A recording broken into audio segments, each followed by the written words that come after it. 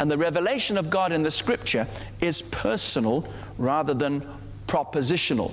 Although there are many, many things about God that can be and must be put into propositional form. For example, God is light, God is life, God is love.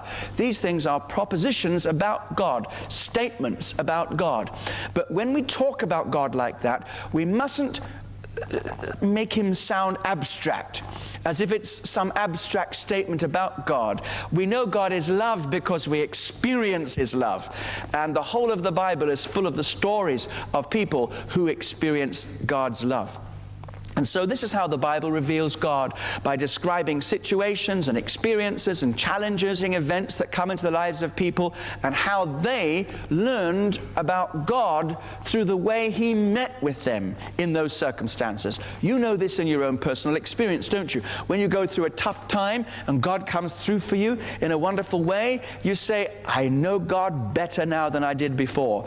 That's how we get to know him, through his revelation, through experience, and through his intervention in our lives.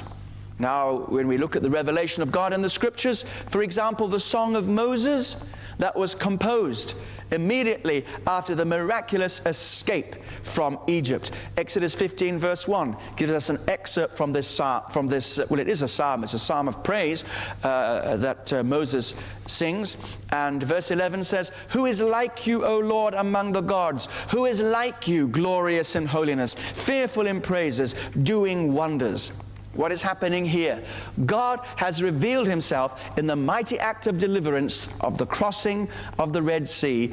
And through this miracle and the manifestation of God, they're able to describe him. You're so wonderful, Lord. Look what you've done. You're so great. You're so marvelous. There is none like you.